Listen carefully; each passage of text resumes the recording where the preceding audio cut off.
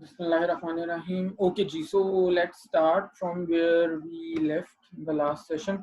अच्छा जी, so are young athletes more susceptible to dehydration than adults? Yes, that is true. और उसकी reasons हैं 3-4, यानी कि यंग एथलीट्स के अंदर डिहाइड्रेशन होने के चांसेस रिलेटिवली ज़्यादा हैं कंपेयर टू एडल्ट एथलीट्स. वो रीजंस क्या क्या हैं? बेसिकली पहली चीज़ तो ये है कि यंग एथलीट्स का जो स्वेट प्रोडक्शन है वो कम होता है, और आपको पता है कि स्वेट प्रोडक्शन ज़्यादा होने का मतलब है कि आपकी बॉडी जो आपका टेम्परेचर है वो स्टेबल रख रही है, वो आपके टेम्परेचर को रेगुलेट कर रही है अच्छे से, ठीक है. तो जब स्वेट प्रोडक्शन कम होता है तो इसका मतलब है कि टेम्परेचर रेगुलेशन बॉडी में बहुत ज़्यादा अच्छा नहीं है, ठीक है.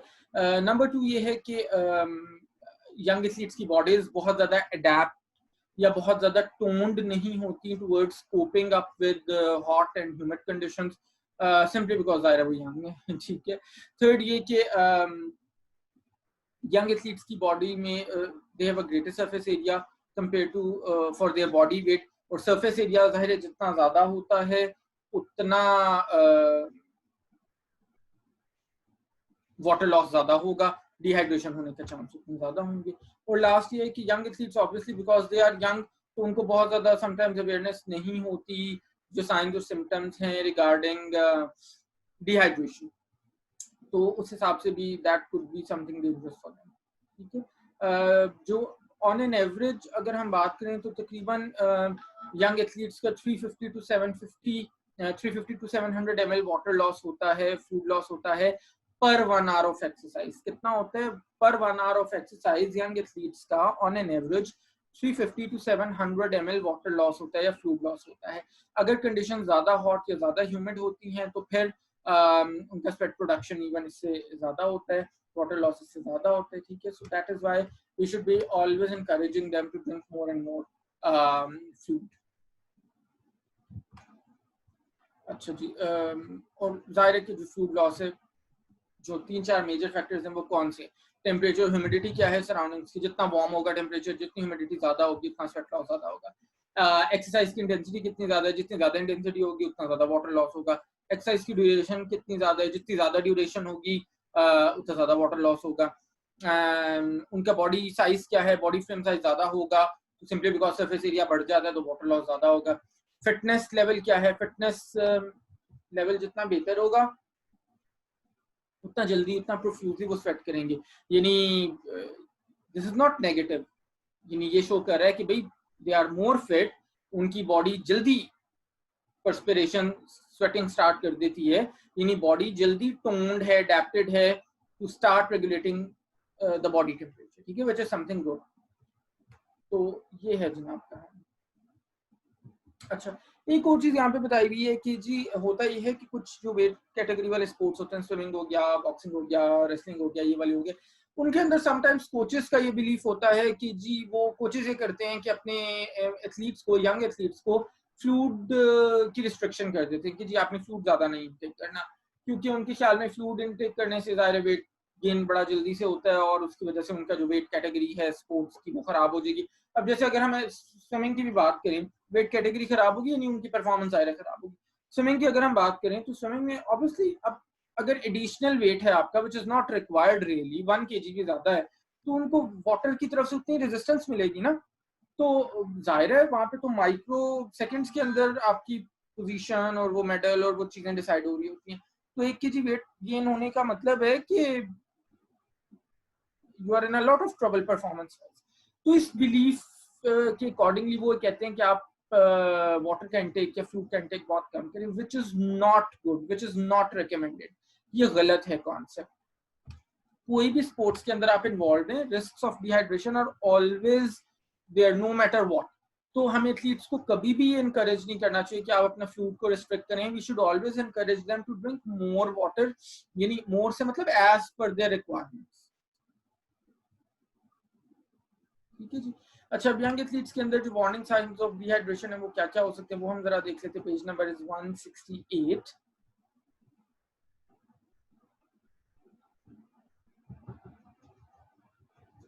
ब्लू बॉक्स के अंदर दिए हुए हैं.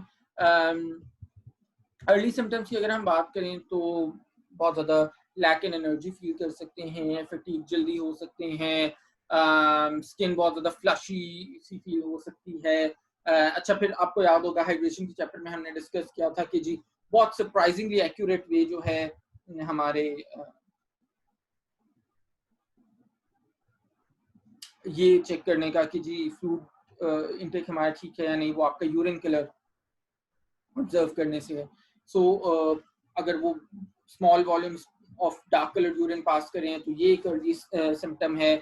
इस तरह से जी नॉजिया अगर उनको होता है फील, तो वो फिर एक सिम्टम हो सकता है डिहाइड्रेशन का। तो उसके लिए अगर ये सिम्टम्स है तो उसके लिए उन्होंने क्या करना है कि every 10 to 15 minutes 100 to 200 ml water या स्पोर्ट्स ड्रिंक को कंज्यूम करें। ठीक है।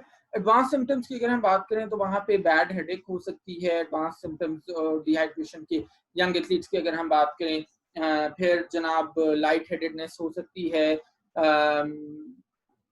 डिसोरिएंटेशन उनको हो सकती है, शॉर्टनेस ऑफ ब्रेथ फील हो सकती है। अगर ये कंडीशन है तो इसका मतलब है कि आपको एडवांस सिम्टम्स है, एडवांस लेवल की यानी सीवियर डिहाइड्रेशन है। वहां पे फिर ये करना है यंग एथलीट्स ने कि जनाब every 10 to 15 minutes they should be taking 100 to 200 ml of sports। ठीक है। उसके साथ साथ अगर रिक्वायर्ड है तो फिर मेडिकल हेल्प पे उनको चाहिए। How much should young athletes drink before exercise? Just before exercise अगर पूरे दिन की अगर हम बात करें तो वही 6 to 8 cups at least 1 to 1.5 litres उनको लेने चाहिए फ्लूइड। और अगर हम लास्ट 1 आवर की बात करें तो वहां पे 150 to 200 ml यानी तकरीबन एक जो ग्लास है वो उनको आखिरी 1 घंटे के अंदर कंज्यूम करना चाहिए। How much should young athletes drink during exercise? During exercise उन्होंने कंज्यूम करना है 75 to 100 ml every 15 to 20 minutes. और आफ्टर एक्सरसाइज उन्होंने करना है, दो तरीके हैं, या तो ये कि उतना पानी पिए जितना वो जब तक उनकी प्यास नहीं बुझ जाती, प्लस 1 गिलास एक्स्ट्रा पी लें। यानी मिसाल के तौर पे मैंने 1 गिलास पानी पिया और मेरे सिम्टम्स खत्म हो गया, अब मुझे प्यास नहीं लगती, तो अब मैंने 1 गिलास और पीना है। पहला तरीका तो ये, नहीं 2 गिलास टोटल हो गया। दूसरा तरीका ये है कि for every 0.2 kg weight loss 300 ml water का इंटेक कर लें मिसाल के तौर पे। और आपको पता है वो हम कैसे मेजर करते हैं, वो हम before and after exercise, before and after match हम वे कर लें, वजन कर लें अपना, तो आपको पता चल जाएगा कि कितना फ्लूइड लॉस हुआ है। ठीक है। फॉर एग्जांपल अब यहाँ पे आपकी बुक में एग्जांपल दी गई है कि जी अगर एक यंग एथलीट है जिसका 0.3 kg वाटर लॉस हुआ है, यानी उसने फ्लूइड लॉस हुआ है 0.3 kg, उसका स्केल पे काम आया है बिफोर एंड आफ्टर में जो डिफरेंस है, तो वो 300 ml को रिप्लेस करने के लिए कितना फ्लूइड का इंटेक करेगा? 450। ठीक है। लेकिन अगेन ये बिल्कुल जैसे हमें अडल्ट एथलीट्स के इफ यू रिमेंबर याद होगा, तो जरूरी नहीं है कि ये क्वांटिटी आपने एकदम से 450 ml आपने एकदम से एक ही सिप के अंदर गैलप इन करना है। बिल्कुल आप 2-3 पोर्शंस में इसको पी सकते हैं। ठीक है, जैसे आपको इजी लगे। How can young athlete drink enough while exercising? भाई उसके अंदर ये है कि अपने साथ बॉटल जरूर कैरी करें। स्विमिंग करें तो पूल साइड पे बॉटल रख लें, कुछ और खेल रहे हैं तो बाउंड्री साइड पे आपके पास बॉटल होनी चाहिए। फिर आप अगर उनको सुपरवाइज करें तो उनको हर 10-15 मिनट बाद पानी पीने के लिए 1-2 मिनट का ब्रेक जरूर दें। अच्छा, एक ये है कि हाँ, ये बड़ा इंपॉर्टेंट है, ये खैर हमारा डेली लाइफ में भी हम करते हैं कि they should not be waiting until they feel thirsty and then drink water. ये हम नॉर्मली भी कर रहे होते हैं कि जी हम पानी तब पीते हैं जब हमें प्यास लगती है। तो जब प्यास लग गई है ना, जब आपको फील हो रहा है कि आपको पानी पीना चाहिए, तो that means you are already dehydrated. ये बड़ा इंपॉर्टेंट पॉइंट है, हमारी डेली लाइफ से भी बहुत ज्यादा रिलेट करता है कि हम नॉर्मली पानी कब पीते हैं? हम नॉर्मली पानी तब पीते हैं जब हमारा जब हमें सिम्टम होता है, जब हमारा लिप्स ड्राई होते हैं या हमारा आवाज बैठना शुरू करती है, तब हम पानी पीते हैं। इसका मतलब है उस वक्त तो आप ऑलरेडी डिहाइड्रेट हो चुके हैं। तो a very good strategy is कि आप सिप्स में पानी पीते रहा करें डेली लाइफ के अंदर भी। It's not only about athletes, university में भी आप लोग हो तो आप लोग अपनी बॉटल्स, आइडियली तो सबके पास अपनी बॉटल्स होनी चाहिए, वो बॉटल्स में आप सिप्स में पानी पीते रहो। ठीक है, हर 10 मिनट बाद एक सिप ले लिया, 15 मिनट बाद एक सिप ले लिया। ये नहीं जरूरी कि आपने भर भर के आधा ग्लास, एक ग्लास हर वक्त में पीना। That is what you can. और फिर इसी तरह यंग एथलीट्स हैं तो जाहिर है वाटर आइडियली टेस्टलेस होता है, तो वो उनको पसंद नहीं होता। उसमें थोड़ा सा डाइल्यूटेड स्कॉश या may be diluted fruit juice आप उनको थोड़ा सा दे सकते हैं। ठीक है। What should young athletes drink? 90 minutes के कम से कम के लिए तो उनको प्लेन वाटर इनफ है। प्लेन वाटर के अंदर दो प्रॉब्लम्स आ जाते हैं, लेकिन पहली चीज तो जो मैंने अभी डिस्कस की कि प्लेन वाटर के अंदर उनको टेस्ट इतना ज्यादा पसंद नहीं होता। दूसरी चीज प्रॉब्लम ये है कि प्लेन वाटर आपकी थर्स्ट को जल्दी क्वेंच कर देता है और अभी आप स्टिल डिहाइड्रेट होते हो। अभी थोड़ी देर पहले हमने डिस्कस किया ना कि जी आपने आफ्टर एक्सरसाइज कितना पानी पीना है, तो आप 1 गिलास लेट से पीना है और जब आपको थर्स्ट आपकी खत्म हो जाए तो उसके बाद मजीद 1 गिलास पी लेना। तो वो मजीद वाला 1 गिलास था ही इसलिए कि प्लेन वाटर जब आप पीते हो तो लेट से कि टेक्निकली मुझे भी 2 गिलास की प्यास है, लेकिन 1 गिलास में पीऊंगा तो मेरी प्यास खत्म हो जाएगी, बॉडी को सिग्नल आ जाएगा कि thirst, there is no more thirst. तो उसको खत्म करने के लिए 1 गिलास आपने एक्स्ट्रा पीना, ठीक है। तो फिर ये है कि आप उनको वो जो मैंने जैसे भी बताया डाइल्यूटेड फ्रूट जूस या ये वाली ऑप्शन दे सकते हो, लेकिन फिर उसके अपने डिसएडवांटेजेस हैं। Artificial colours, artificial flavours, artificial उसके अंदर स्वीटनर्स हो सकते हैं, तो वो थोड़ा सा आपने भी करना है उनके बेनिफिट्स वर्सेस डिसएडवांटेज। अगर बहुत ही ज्यादा हार्ड एक्सरसाइज है या 90 मिनट से ज्यादा की है तो फिर स्पोर्ट्स ड्रिंक रिकमेंडेड है, जाहिर है, लेकिन स्पोर्ट्स ड्रिंक भी वो वाला होना चाहिए जो 4 to 6 ग्राम्स पर 100 ml उनको दे रहा हो, इससे ज्यादा वाला नहीं, वरना अदरवाइज उसकी वजह से गैस्ट्रिक एम्पटिंग डिले होगी, बहुत ज्यादा शुगरी, बहुत ज्यादा हैवी लगेगा उनके स्टमक के अंदर, ठीक है। और फटीग भी उनकी फिर उसकी वजह से फटीग तो ऑल्दो जल्दी चली जाएगी, कार्बोहाइड्रेट्स हैं, बट एब्डोमिनल डिस्कम्फर्ट उनको रहेगी, ठीक है। स्पोर्ट्स ड्रिंक्स का फिर ये है कि आप अगर ऑफर कर रहे हैं तो वो आपके होममेड भी हो सकते हैं। हमने पढ़ी भी थी 2-3 रेसिपीज, बड़ी इजीली आप घर पे बना सकते हैं, क्योंकि कमर्शियली तो खैर एक्सपेंसिव भी होते हैं। पाकिस्तान की अगर हम बात करें तो वहाँ पे खास तौर पे बहुत ज़्यादा पॉसिबल नहीं होता कि आप कंज्यूम कर सकें। What should young athletes what young athletes shouldn't drink, जो पेज नंबर 170 पे ऑब्वियसली फिजी ड्रिंक्स के अंदर जो है बेसिकली आपके स्टमक को अपसेट कर सकते हैं, ब्लोटिंग आ सकती है, आपको एब्डोमिनल डिस्कम्फर्ट आ सकती है। फिर इसी तरह से ready to drink soft drinks होते हैं, जो हमारे मीठे वाले जो सो कॉल्ड बेवरेजेस होते हैं, उनके अंदर शुगर्स बहुत ज्यादा कंसेंट्रेटेड फॉर्म में होती हैं, डिलेड गैस्ट्रिक एम्पटिंग होती है, उसकी वजह से नॉजिया वॉमिटिंग हो सकती है। हाँ, फिर कैफीन कंटेनिंग ड्रिंक्स नहीं लेने चाहिए यंग एथलीट्स को। कोलाज हो गए, टीज हो गई, कॉफीज हो गई, ये वाली चीजें उनका हार्ट रेट को इंक्रीज कर सकती हैं, ट्रेमलिंग हो सकती है उनके अंदर, क्योंकि जो यंग एथलीट्स हैं या फॉर दैट मैटर यंगस्टर्स जो हैं, उनका जो कैफीन की तरफ रिस्पॉन्स होता है वो normally that is quite sensitive, वो ज्यादा सेंसिटिव होते हैं कंपेयर टू एडल्ट्स। इसीलिए कहते हैं कि इट इज नेवर रिकमेंडेड। छोटे बच्चों को आप चाय ऑफर कर रहे हैं, कॉफी ऑफर कर रहे हैं, कोलाज हम समझते हैं कि जी कोला में कैफीन का कोई लेना देना, collage come with a lot of caffeine, तो छोटे बच्चों के लिए कैफीन के पर्सपेक्टिव में भी अगर हम देखें तो कोला बिल्कुल भी अच्छी ऑप्शन है। 6 ways टू कीप कूल, ये मोर और लेस वही चीजें जी। एक्स्ट्रा वाटर आप उनको ऑफर करें, जैसे आजकल के दिन है बहुत गर्मी के, तो उसमें भी थोड़ा सा कूलर टाइम आप सिलेक्ट करें एक्सरसाइज के लिए, जैसे मगरिब के बाद में भी हो सकता है या मगरिब के अराउंड हो सकता है। रेगुलर ड्रिंक ब्रेक्स होनी चाहिए उनकी। फिर जनाब लूज फिटिंग कपड़े वो पहने, एक्लेमेटाइज करने में बॉडीज के लिए उनको 1-2 वीक्स का टाइम दें, ये सारी चीजें। Should young athletes take vitamin supplements? अच्छा जी, मैं जैसे हमेशा कहता होता हूँ कि ऐसे क्वेश्चंस के 2 आंसर्स होते हैं, एक आंसर होता है थ्योरेटिकल और एक आंसर होता है प्रैक्टिकल। थ्योरेटिकल आंसर तो ये है कि नहीं जी, बिल्कुल नहीं लेना चाहिए मल्टीविटामिन यंग एथलीट्स को, और जो भी है वो उनको अपनी बैलेंस डाइट अगर वो ले रहे हैं तो उनको कोई विटामिन सप्लीमेंट्स, मिनरल सप्लीमेंट्स की जरूरत नहीं है। प्रैक्टिकल आंसर ये है कि जी हमें पता है कि यंग एथलीट्स की भी अगर हम बात करें तो वो बेचारों की डाइट्स इतनी ज्यादा वेल बैलेंस्ड, वेल मैनेज नहीं होती, तो प्रैक्टिकली स्पीकिंग वो बहुत सारे विटामिन और मिनरल्स की उनके पास डेफिशिएंसीज होती हैं। तो उन डेफिशिएंसीज को रेक्टिफाई करने के लिए, जिसमें most important calcium, vitamin A, vitamin D, iron, zinc, ये सारी, magnesium even for that matter deficiencies होती हैं, उनको रेक्टिफाई करने के लिए अगर हम उनको बीइंग अ रजिस्टर्ड डाइटिशियन या being a health care provider अगर हम उनको सजेस्ट कर दें कि अच्छा मल्टीविटामिन मल्टी मिनरल, तो कोई हरज नहीं है, लेकिन डेफिनेटली वो खुद से उनको नहीं लेना चाहिए। अच्छा, बहुत सारे विटामिन और मिनरल्स का इंटरेस्टिंगली बड़ी सारी रिसर्चेस से ये भी सामने आया है कि जी उनका जो रोल है स्पोर्ट्स परफॉर्मेंस में, अब जाहिर यंग एथलीट्स हैं तो सिर्फ खेल तो नहीं रहे, पढ़ भी रहे हैं, उनके आईक्यू लेवल्स नेगेटिवली इफेक्ट होते हैं, उनकी साइकोमोटर डेवलपमेंट नेगेटिवली इफेक्ट होती है, उनकी ब्रेन डेवलपमेंट नेगेटिवली अफेक्ट होती है, पुअर लर्निंग एबिलिटीज होती हैं ऐसे बच्चों की, तो ये भी बड़ा इंपॉर्टेंट है। उस हिसाब से भी अगर डेफिशिएंसीज हैं तो उनको रेक्टिफाई हम कर सकते हैं by suggesting them a good multivitamin multi mineral. अच्छा, आयरन का भी जैसे भी मेरे ज़हन में आ रहा है कि आयरन की भी बड़ी सारी रिसर्चेज आई हुई हैं कि जी यंगस्टर्स के अगर अंदर आयरन डेफिशिएंसी होती है तो उनके आईक्यू लेवल्स कम होते हैं, स्कूल परफॉर्मेंस, यहाँ तक रिसर्चेज हुई हैं कि ऐसे बच्चे जो आयरन डेफिशिएंट होते हैं उनकी स्कूल में एकेडमिक ग्रेड्स उनके अच्छे नहीं होते कंपेयर्ड टू ऐसे बच्चे जिनके आयरन लेवल्स सफिशिएंट होते हैं।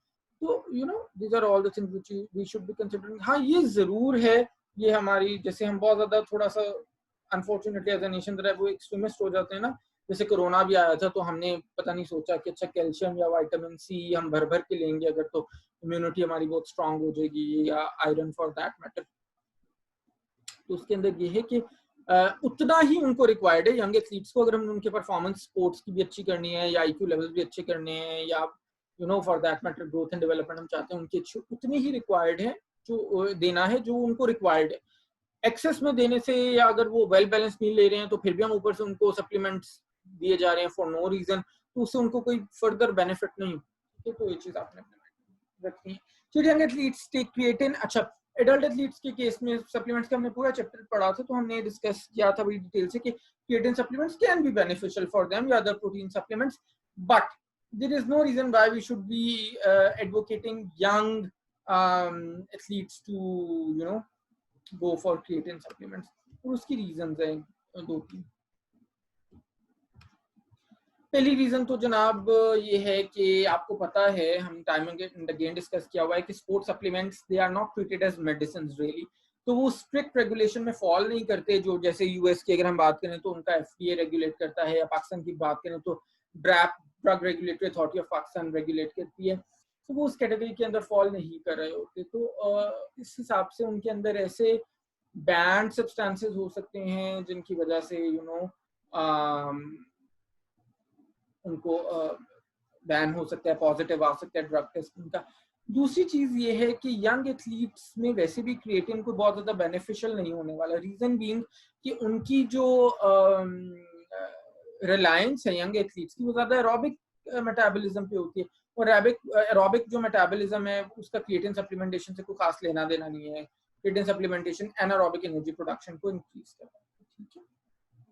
तो यंग एज के अंदर जो अच्छी ट्रेनिंग है, वेल बैलेंस डाइट है, वो बेनिफिशियल होगी बेसिकली एथलीट्स के लिए, not really a lot of supplementation with creatine और some other protein. When should young athletes lose weight for this sport? अच्छा, यंग एथलीट्स को जस्ट लाइक कन्वेंशनल यंगस्टर्स जैसे teenage के अंदर होते हैं, या जब आप लोग भी थे तो आप लोग इससे रिलेट कर सकते हो, तो ज़ाहिर we feel more pressurised regarding body weight, हमारा फिगर, इन चीज़ों को लेके। जब हम एडल्ट्स हो जाते हैं, जब हम मैच्योर हो जाते हैं, मेंटली भी मैच्योर हो जाते हैं, तो हमें ये बातें बहुत ज़्यादा फर्क नहीं डालती। तो उसी हिसाब से ऑब्वियसली एथलीट्स हैं, यंग हैं, तो उनको भी समटाइम्स बहुत ज़्यादा प्रेशर फील होता है इन चीज़ों का। तो उसके अंदर हमने कभी भी वेट लॉस को बहुत ज़्यादा उनके लिए साइकोलॉजिकल नहीं बनाना यंग एथलीट्स के लिए, ठीक है, क्योंकि वो एक ऐसी डेलिकेट एज में है जहाँ पे अगर बहुत ज़्यादा उनको साइकोलॉजिकली हमने इस चीज़ के कॉन्शियस कर दिया कि जी आपका वेट ज़्यादा है और उसकी वजह से आपकी परफॉर्मेंस खराब हो रही है, तो उनके बहुत ज्यादा नेगेटिव इफेक्ट्स उसके आ सकते हैं, disordered eating, eating disorders, you know. फिर वो जो हम पढ़ते थे वेट लॉस के अंदर के एथलीट्स बहुत ज्यादा स्टार्वेशन, इंटरमिटेंट फास्टिंग, फिर जनाबे वाला self induced vomiting, dehydration, sweat suits को यूज करना, ये सारी वो पुअर प्रोसीजर्स हैं जिनको अडॉप्ट करके फिर यंग एथलीट्स भी अपना वेट लॉस करने की कोशिश करते हैं। So we should always be discouraging this. तो जैसे हम नॉर्मली हम बात करते हैं कि 0.5 to 1 kg weight loss per week is recommended, उससे ज्यादा नहीं करना चाहिए। तो यंगस्टर्स में, यंग एथलीट्स में even 1 to 2 kg a month में बात कर रहा हूँ, not a week, 1 to 2 kg a month is even good enough. अगर इस प्रोपोर्शन के अंदर भी रहते हुए वो कर रहे हैं तो there is absolutely no harm, कोई परेशानी की, ठीक है जी। सो ठीक है बेटे, दैट्स इट। आज हमने इतना ही कवर करना है। नेक्स्ट फिर हम इंशाल्लाह नेक्स्ट वेडनेसडे को अल्लाह के हुक्म से फर्दर इसको कंटिन्यू करेंगे। आपका कोई क्वेश्चन है तो यू कैन आस्क, अदरवाइज फिर हम आगे इसको सेशन को एंड कर देते हैं।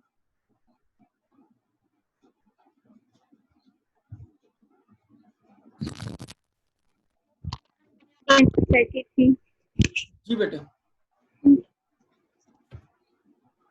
जी क्वेश्चन है, इंटरनेट इशू था तो मैं देख लूँगा। ठीक है, ठीक है, ठीक है बेटे, ओके, टेक केयर, अल्लाह हाफिज़।